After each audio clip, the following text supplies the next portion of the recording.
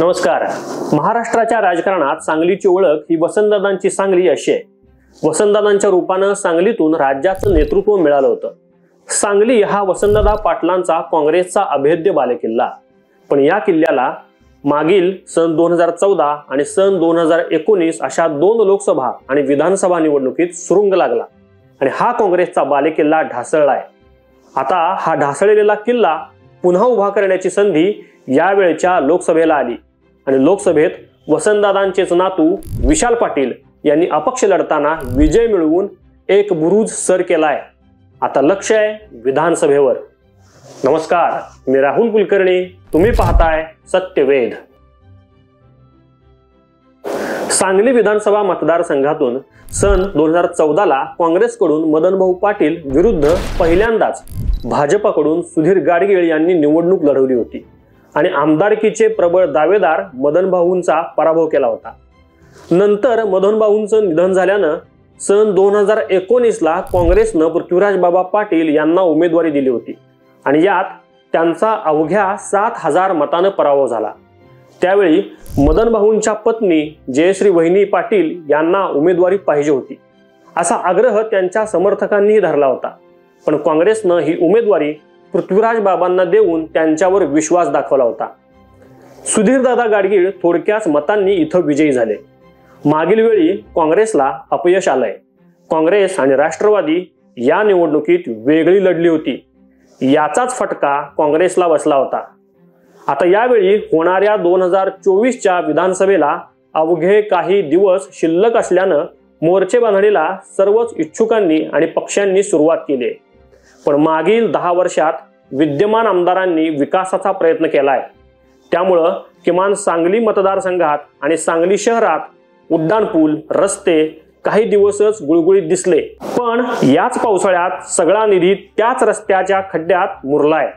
तर अनेकांनी यापूर्वी सांगलीला शांघाय करण्याच्या केलेल्या घोषणा हवेतच विरल्यात. इतक्या वर्षात ना MIDC सुधारली ना सांगलीचा शहरी नाला प्रश्न सोडवला गेलाय. दरवेळी तीच आश्वासनं देऊन मतदारांना सगळेच नेहमीप्रमाणे गाजर दाखवणार हे निश्चित.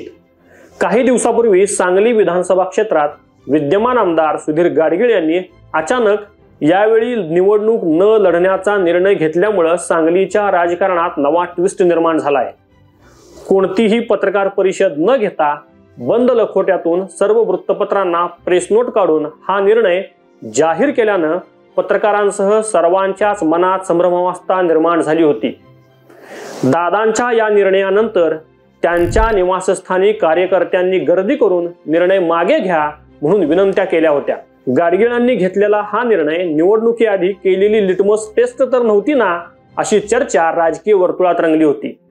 आता सुधीरदादा गाडगीळांच्या माघारीचं नेमकं कारण काय हे गुलदस्त्यात आहे. दादांची ही भूमिका म्हणजे लोकसभा निवडणुकांचे निकाल लक्षात घेऊन झाकली मूठ 1.25 लाखाची असा पवित्र आहे का, असं काही जण बोलताना दिसतात.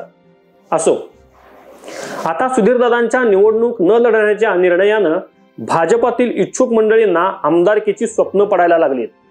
भाजपाकडून उमेदवारीच्या या स्पर्धेत माजी आमदार स्वर्गीय संभाजी पवार यांचे सुपुत्र पृथ्वीराज पवार, सांगलीचे माजी उपमहापौर शेखर इनामदार, भाजपाच्या महिला नेत्या नीताताई केळकर, सांगली जिल्हा परिषदेचे माजी सदस्य पप्पू डोंगरे, माजी आमदार नितीन शिंदे इत्यादी नेते इच्छुक आहेत. यांच्यापैकी कोणाला उमेदवारी मिळणार हा प्रश्न आहे.